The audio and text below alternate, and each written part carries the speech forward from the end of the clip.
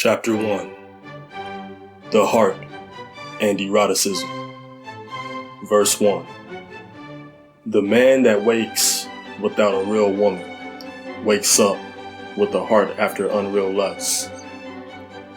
The man that wakes without a real woman wakes up with a heart after unreal lust. This is very big in understanding the bad boy. Reason why is because this breaks down the whole operation of the bad boy himself. This is a connection from the heart and the reason why he engages in eroticism. See, we've already dealt within the intro that the heart is the deepest area within realms within a person. It's the deepest area of realms within a person. The heart realm, the realm where the heart dwells. But eroticism, in contrast, is actually the least of signs of affection. It's the least. So what happens is this bad boy, he wakes up, and because he doesn't have a real woman to please him, because he doesn't have a real woman, he wakes up with the heart after unreal lust. Now let's get into the real woman side of this. What is a real woman? What is a real woman? What's a woman? What's a fake woman? See, a female is a sex, a gender. It's a sub race within the human race. The same way that a male is a sub race within the human race. But a man is different than a male. A man is a position. It's what the male has to walk into. And in the same sense, a woman, a real woman, is what a female have to walk into. Another term that was famously used for a real woman was a lady. Reason why is because the term lady refers to how the woman carried herself. And that was with all of the feminine qualities required to be a woman, to be a successful woman, to be living in her purpose. Now, this is the only type of female that can please a man. But along with this is the only type of female that can please a bad boy. And see, he wakes up to many females, but he doesn't wake up to many real women. As a matter of fact, it's very hard for the bad boy to find a real woman. He usually preys on young girls of age, of course, but he preys on them, gets his way with them because he knows that they're too young, they're too naive to see him coming. He gets what he wants, then he moves on. See? But a real woman, that's what he lacks.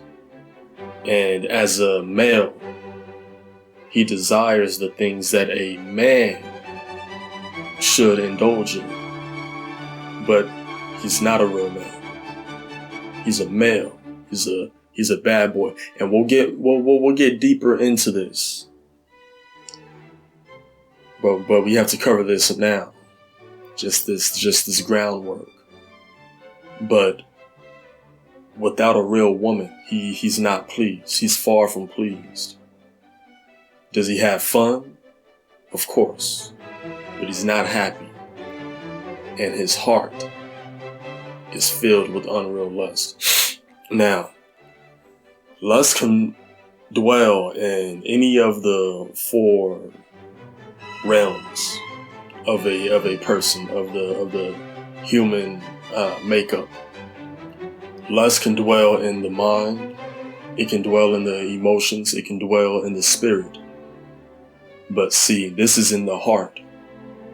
Eroticism is in the heart of this gentleman. See? So his motives are affected. And that's all he's out for. We're just talking about this man passing by young ladies. And this is what's in his heart. So the man that wakes without a real woman wakes up with a heart after unreal lusts. Verse 2. A man that was raised with a lustful upbringing was raised for a lust-filled home. A man that was raised with a lustful upbringing was raised for a lust-filled home. There's numerous stories about kids that were raised in a broken household. Numerous instances. You can even go as far enough to say that it's common now in certain countries. Well, America isn't oblivious of this fact. I might go as far to say that America is the leading country in broken homes. But in this scenario, a kid, he sees his mother. She's sleeping around on his father. He sees his father. He's sleeping around on his mother. And as a child, he's growing up seeing this. Now, in all actuality, the only thing that this kid cares about is his father and his mother being together. But as he grows up, when he finds out the pain that comes with their lifestyle, when he finds out, when he learns about the heartache that is instilled on him, the anger that they have towards each other, but they invested into him because of their lifestyle. It doesn't take long for this child to realize that this is wrong. That's a lustful upbringing. Those parents are teaching that child how to have a lustful lifestyle. Now, this is how they're teaching the child. Because as he gets older, when he's first learning things, and he's first learning what responsibility is, he tells himself, I'm going to do everything in my power to not be like my parents. So he goes out, he tries to become successful, but he sees very quickly that you have to pursue happiness. But he wasn't trained to be a man. His father wasn't training him how to be a man. He was training him how to be a rebel, how to be a bad boy, how to get what you want, how to do what you want, how to feel the way you want. So what does he do instinctually? What does the child do instinctually once he's an adult? He does what he wants. See? And he realizes why his father was the way that he was. Now, instead of telling himself that he's not going to be like his father or his mother, he says, I'm going to be like them, but at least I don't do this like them. At least I'm good at it. At least I'm happier than they were. A man that was raised with a lustful upbringing was raised for a lust-filled home. Now he's on his way to being a master craftsman at developing a home full of lust. Now, mind you, the home isn't the man's responsibility. That's the woman's responsibility. That's not the male's responsibility. That's the female's responsibility. But he's so skilled in lust. He was trained with such specificity that he actually seeks a woman that has the appropriate resume for developing a lust-filled home. So he develops a lust-filled home through the women that he chooses. And whenever a young lady just walks into his home, his abode, she's feeling erotic vibes, everything's lust-filled. She's not really sensing love. She doesn't know love when she recognizes it yet. That's why he chose her. It's not full of passion. She doesn't understand the difference between passion and desire yet. That's why he chose her. A man that was raised with a lustful upbringing was raised for a lust-filled home. Verse 3. The heart runs deeper than the soul and the spirit. So imagine a heart after sexual pleasures. The heart runs deeper than the soul and the spirit. So imagine a heart after sexual pleasures. Now, I've left the male out. I've left the bad boy out for a brief period in time, just to explain how neutral this issue is.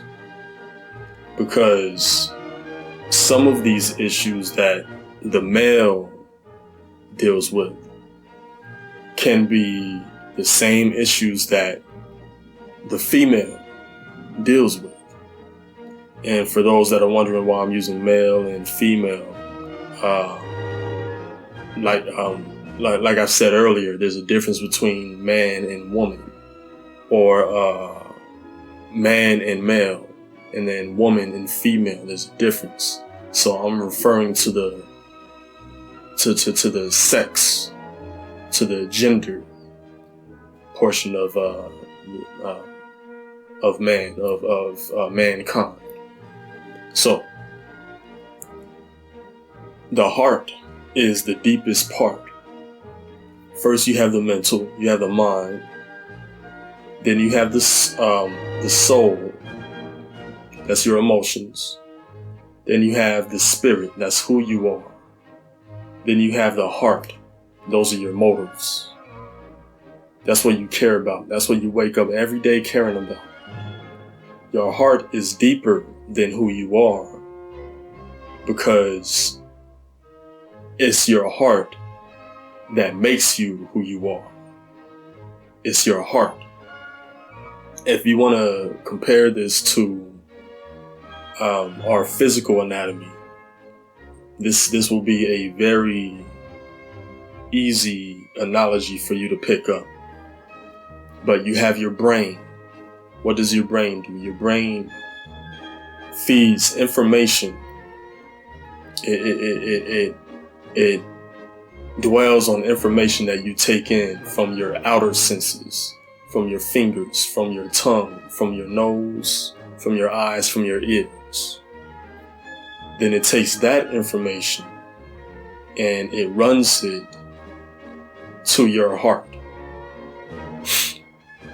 Now, before it even gets to your heart, it goes through whenever you eat, whenever you take food in, whenever you drink something, whenever people inject a thing, it all goes to the mind first.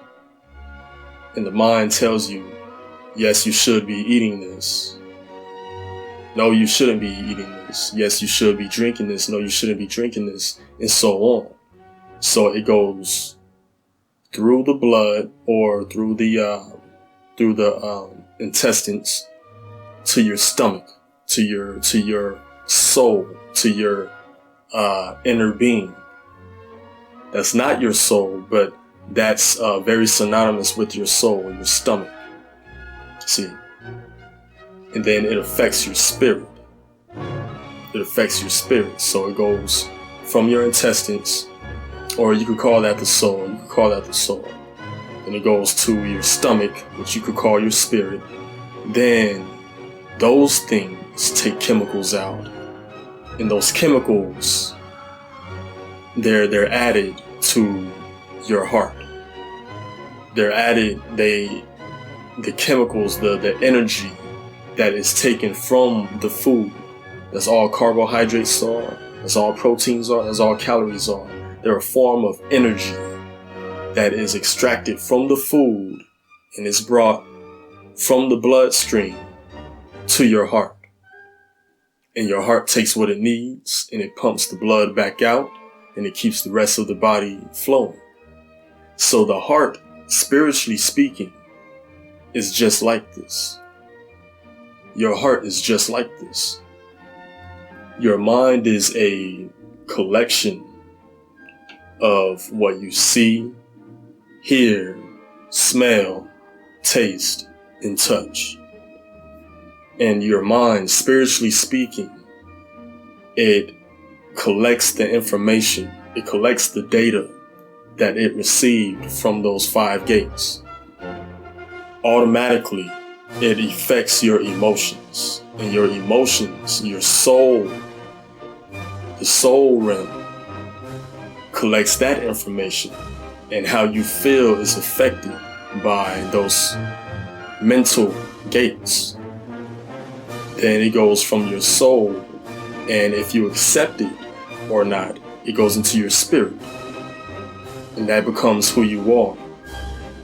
And if you accept it from your spirit, and you accept who you are, it goes into your heart. Now you have motives towards this thing. Now you're based on doing something concerning this thing. Now you have motives about this thing. See? So when someone has a heart after sexual pleasures, they don't just enjoy this thing, and it's not just who they are. They're making moves concerning this thing. By now, you should have a good idea of what we're dealing with. Already. The heart runs deeper than the soul and the spirit. So imagine a heart after sexual pleasures. Verse 4. A man that has a history of sexual pleasures has a heart that reminds his mind of the past. A man that has a history of sexual pleasures has a heart that reminds his mind of the past. What does this mean? When this gentleman sees a young lady in passing, he has a history of sexual pleasures. So, no matter how nice this girl is, no matter how impressive she is, no matter what kind of a resume she has, his history reminds him of the past. The reason why this happens is because when he engages, or when he has engaged in sexual activity, just like anyone else, intercourse is the quickest way to get to someone's heart. Quickest way. The reason why is because in the middle of sexual activity, there's a cycle between a mental effect, a emotional effect, a spiritual effect, and a heart internal effect. Or in other words, both parties are being affected by the activity in all of these areas. And it doesn't just cycle once. It's a continuous cycle. It's a tornado, a rapid cycle between all of these realms within these two people. Is one of the only things that cycles continuously. Trauma is another thing that can cycle. But this bad boy, he comes across the girl and he analyzes her strategically, thoroughly, and he's just passing by her. But because of his history of sexual pleasures, before he even comes to a conclusion of what he thinks about this girl, his history of sexual pleasures reminds his mind of what he has enjoyed in the past. His history of sexual pleasures reminds his mind of what he didn't enjoy in the past. And as he's talking to this young lady, it's a part of his mentality. It's a part of his mental state. But it's deep. It's deep within his heart. That the eroticism is in his heart. So his mind is fixed on the past, fixed on previous women that he's been with. Or in other words, in clearer terms, he's comparing this young lady to all of the women that he's been with. And based on the women that he's been with, he's rating where she is on the scale. And this is what we're dealing with. This is the bad boy. This is a mental attitude, a mental state, but is rooted in the heart. A man that has a history of sexual pleasures has a heart that reminds his mind of the past. Verse 5. When the heart is ready, the sensual is as heavy. But when the heart has been broken through the sensual, it takes a stronger lover to mend it. When the heart is ready, the sensual is as heavy. But when the heart has been broken through the sensual, it takes a stronger lover to mend it. Now, what does this mean? When the heart is ready. The heart is the most important aspect. It's the most important realm concerning sensual activity. Now, I didn't say it's the most important concerning sensual activity for having fun. You don't really need the heart to have fun. You don't really need to have a ready heart. You don't need to have a mature heart to have fun during sensual activity. There are different forms of affection that many people have confused today.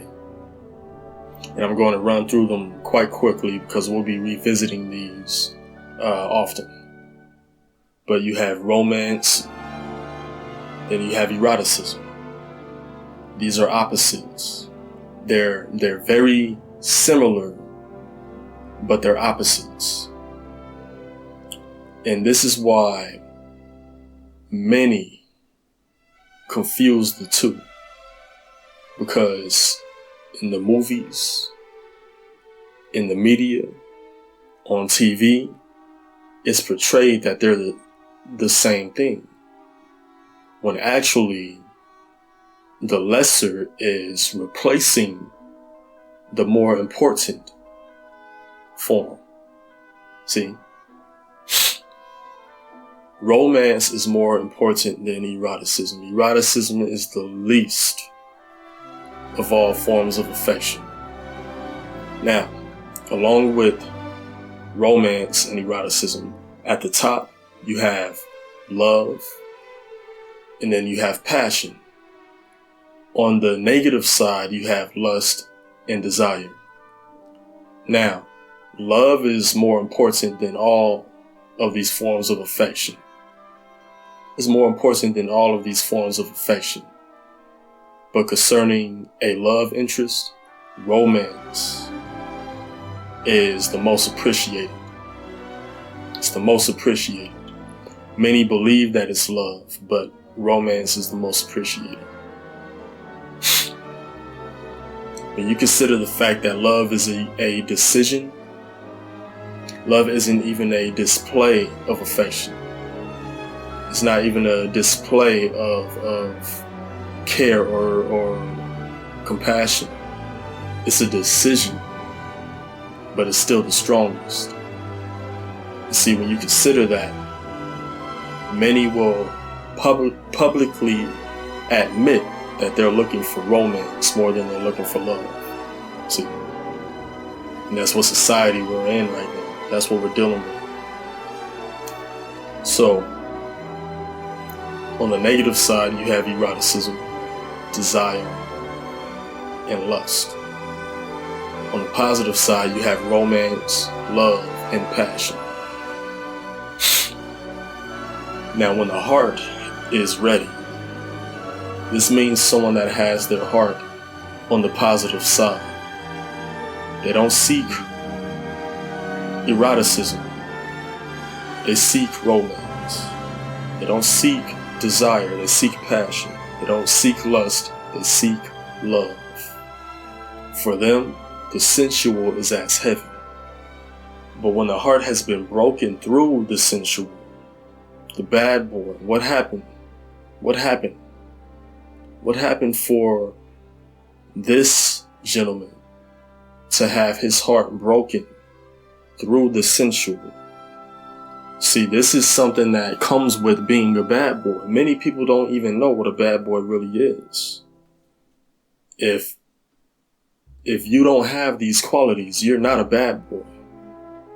That motorcycle doesn't make you one. That leather jacket doesn't make you one. That bandana doesn't make you one. This makes you a bad boy. Now, when the heart has been broken through the sensual, what happened?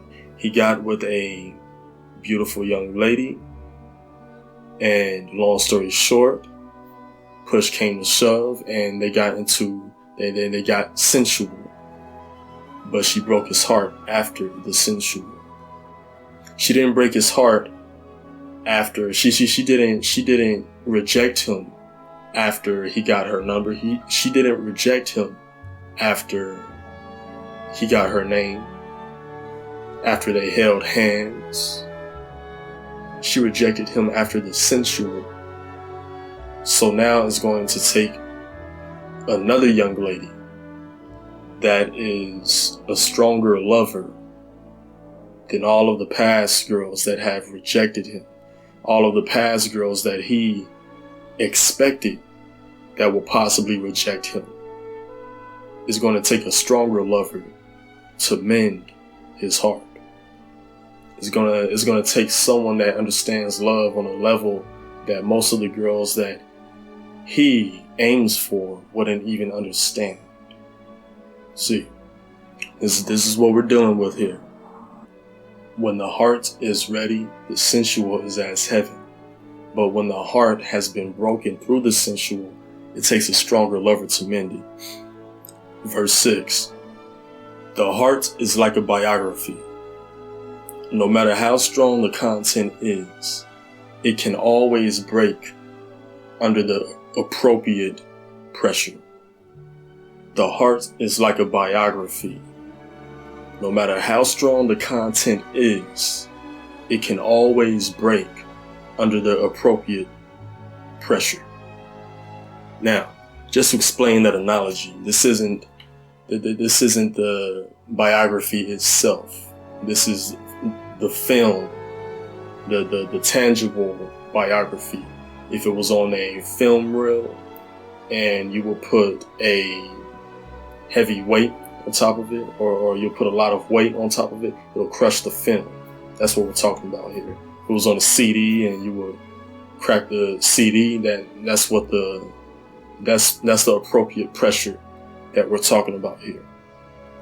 But on the spiritual side, let's dissect this thing.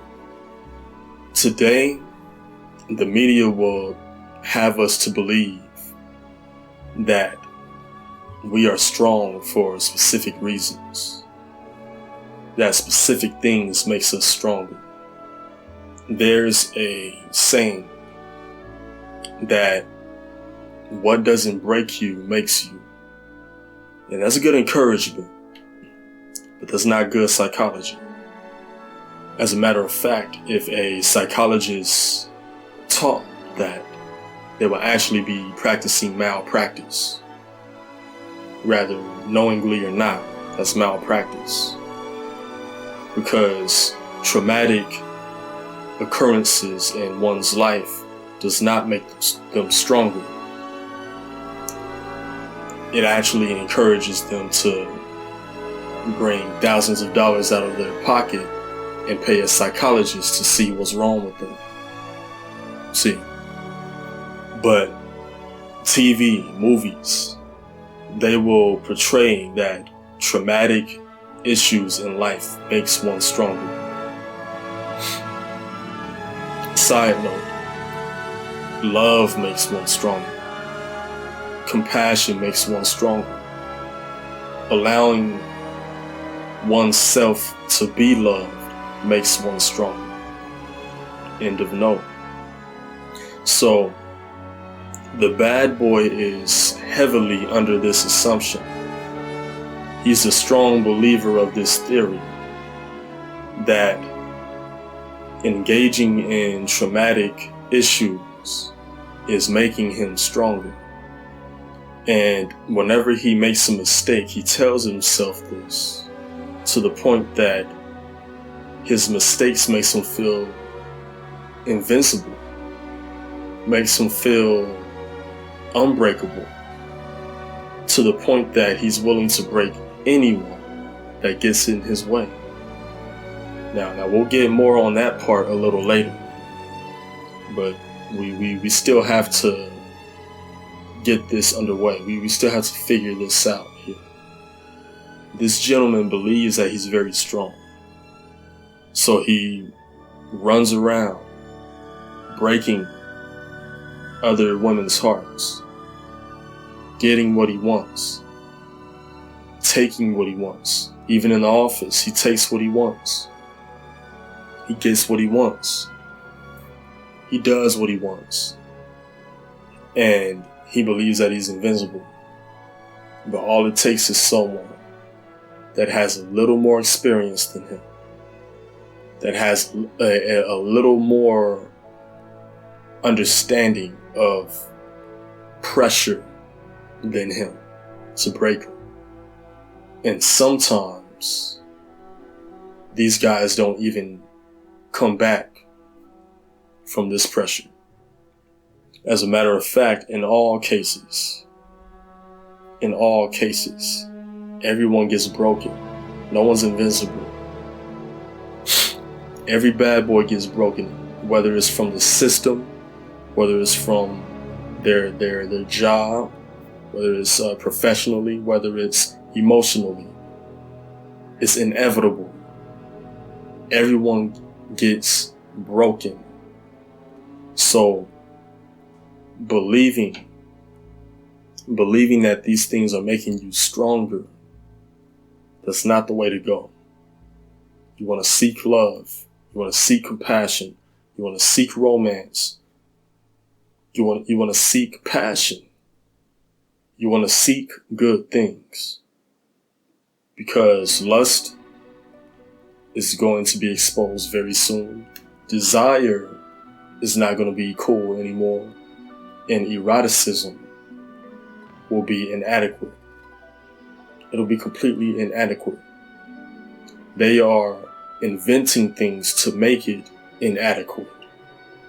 The heart is like a biography. No matter how strong the content is, it can always break under the appropriate pressure. Verse 7, as they say, hurt people hurt people.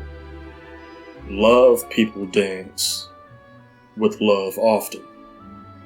As they say, hurt people will hurt people. Love people dance with love often. Now,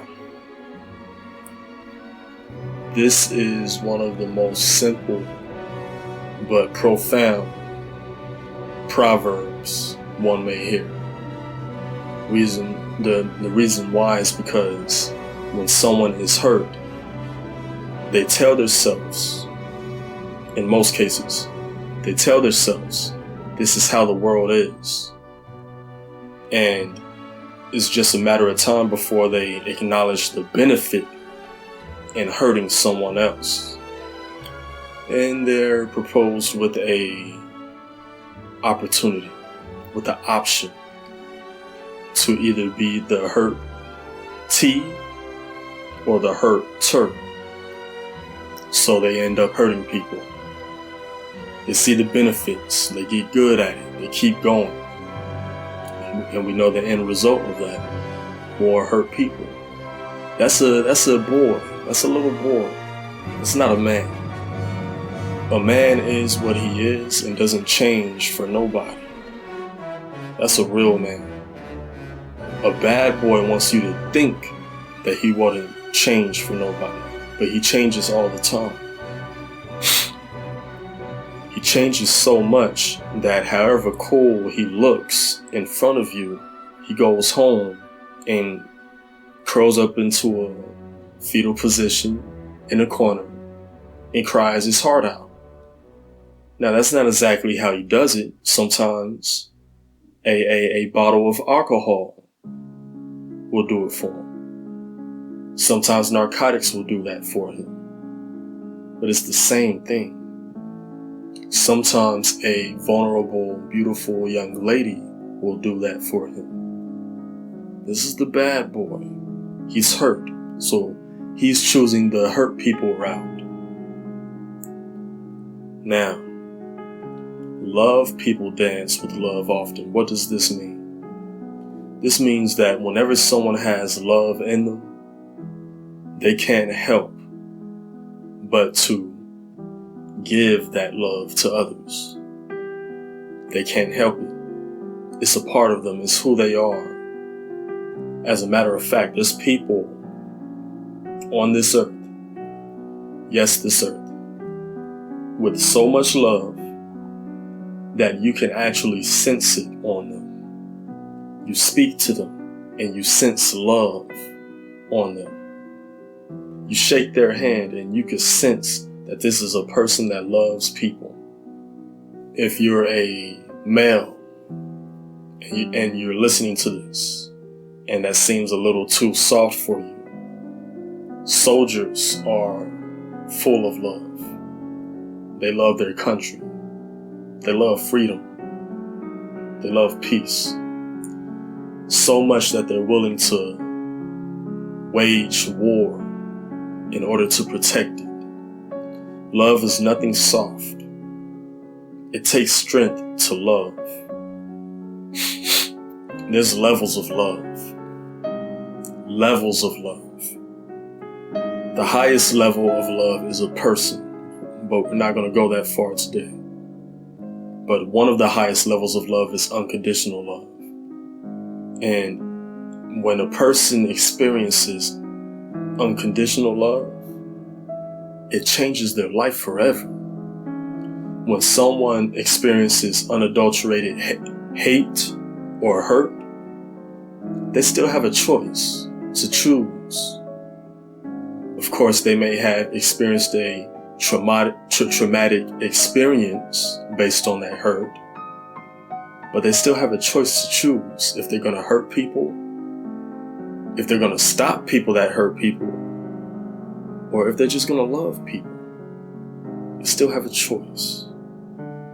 See, So, love.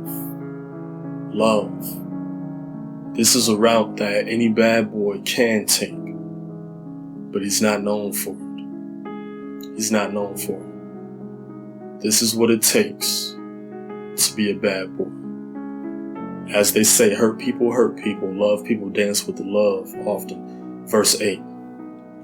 The mind can't handle what the heart can, as there are more brain dead in their youth than with age, and more heart attacks with age than with youth.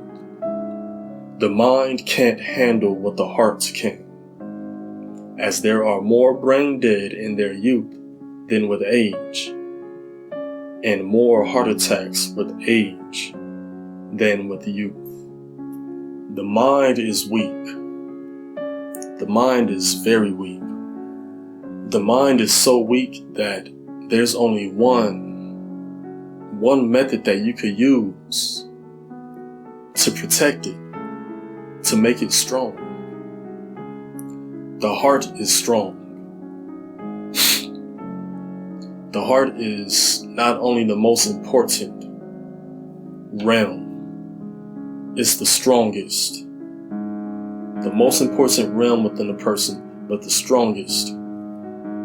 See, we can see our perfect example with the human heart. In the middle of cardiovascular activity, or in lay terms, an intense workout, with all of the muscles that are being used, with all of the pressure and toil that the respiratory system is going through and undergoing, the heart is doing the most work. The heart is doing the most work. Most bodybuilders don't die because they've busted a vein, because they've injured their muscles or they've injured their bones. They die because of heart issues. We are talking people that are at the peak of their health. 2% body fat. But they died because they didn't take care of their heart. The heart is very important. The heart is very important. Now we're getting back to the spiritual note. But when you deal with the heart, you have to understand it's the strongest area.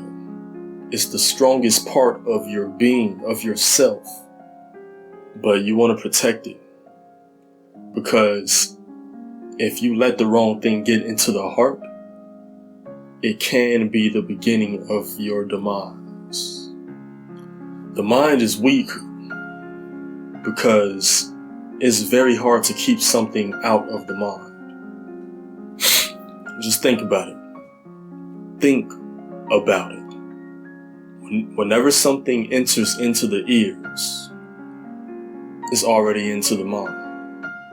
Whenever something enters through the taste, it's already into the mind. Whenever something enters into the nose, it's in the mind. Whenever something enters the eyes, your sight, it's in the mind. And whenever something enters whatever you feel, it is in the mind. It's very hard to protect the mind. Very hard to protect the mind. If you have any business, if you have any duties, if you have any errands or responsibilities that you run, if you have to deal with people, if you have to see people, if you have to hear about people, you will be exposed to some things. And your mind will be affected day in and day out. What is a lunatic? A lunatic is someone that fails to tame their mind. A lunatic is someone that fails to restrict their mind from exposure. A lunatic is someone that does not or that has minimal barriers to what they allow in their mind and what they allow past their mind. That's a lunatic. I don't care how common a thing is. I don't care what the media tells you about a thing. If there's minimal suppression, if there's minimal balance to that thing, if it doesn't even make sense why someone would do that thing, it can be the beginning of someone becoming a lunatic. This society is full of lunatics. People that do not have barriers on their mind. And we wonder why it's so hard to stay in a relationship. The bad boy is nothing shy of a lunatic. And not only is he a lunatic, he allows it in his heart. He allows it in his heart. So he acts on his lunatic behavior. This is what a real bad boy is. Some may call people perverts. Some may call people players or ladies' men. They may call them gentlemen, guys that just like to have fun. But if you have very little barrier on your mind, if you're just willing to let anything in and to let it get into your heart, you have partaken in the lunatic behavior that has been implemented in the media, in the society. Lunatic behavior that has been implemented through the media into the society. That's what we're talking about here. We have innocent young men that are doing life in prison because they were a part of a lunatic society. And you have lunatics walking the street because they understand the system and they're open about their craft, so they get more leniency whenever they make a mistake. They were prepared for the mistake. See, the mind is very weak. Have control, have self-control over your mind. How do you protect the mind? You control what you allow in it. You control what you taste, what you smell, what you hear, what you see, and what you feel. The mind can't handle what the heart can, as there are more brain dead in their youth than with age, and more heart attacks with age than with youth. See you in the next chapter.